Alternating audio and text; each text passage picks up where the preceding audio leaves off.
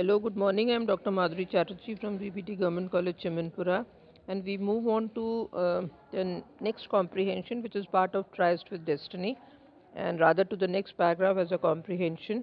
And as I was telling you, this is one of the historic speeches of Jawaharlal Nehru, our first Prime Minister, and a huge freedom fighter, and he had given this historic speech on the eve of 14th, that is before at the midnight of 14th of August, and the next 15th August we received our independence. We were free country, and I continue with the paragraph, and it says, "Freedom and power bring responsibility." Now, as he said that we would be a free country, we would be free from the British rule, but freedom also brings with it a lot of responsibility. Uh, Power also brings you responsibility, and this is something we need to know as Indians, and we have to be very responsible about our roles and jobs. The responsibility rests upon the assembly, a sovereign body.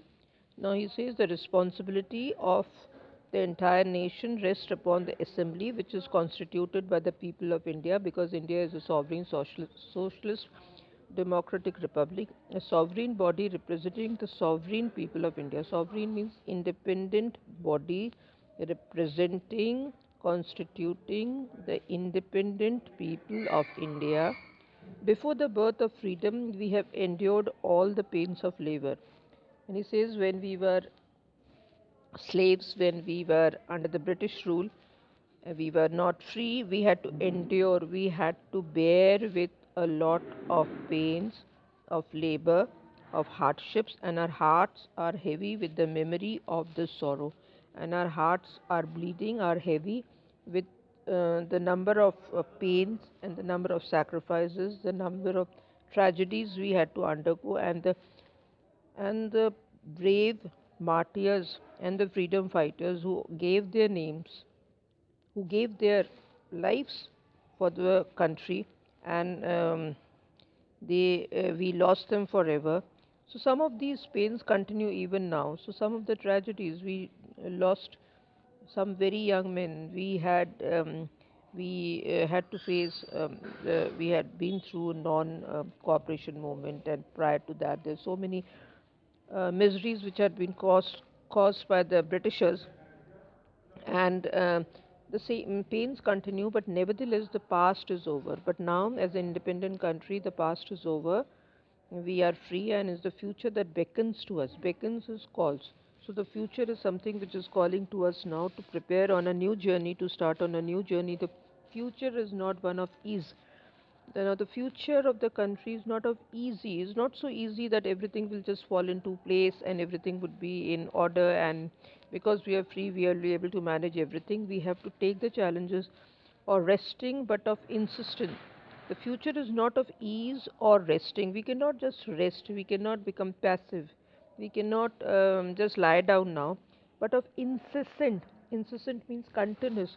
Striving means, striving is struggling for something, so that we may fulfill the pledges we have so often taken, so that we are able to fulfill, to complete the pledges, the oaths, the promises we have made to make the country beautiful. So you have to struggle again in the country to make it much and more glorious, and the one we shall take today. And this is the pledge, this is the oath, this is the promise we are supposed to take today, to lead our country, to take our country into a greater heights, to better heights.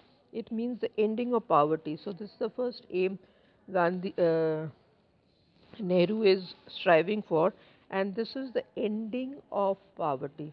The poverty should end. There should be no poverty. There should be no poor. The people should get out of this poverty or ignorance and disease.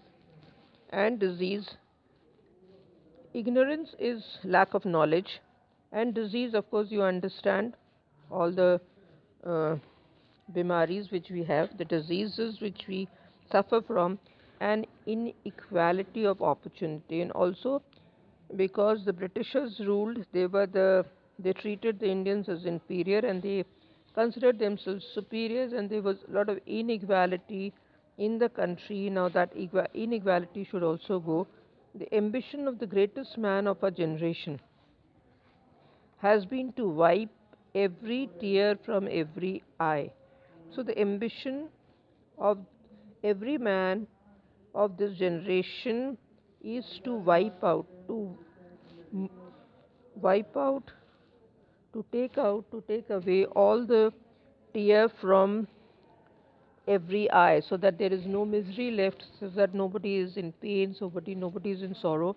That may be beyond us, that may be difficult for us, that may be not too easy in the long run, in a short course, but over the time we can always struggle for that. But as long as there are tears and suffering, so long our work will not be over.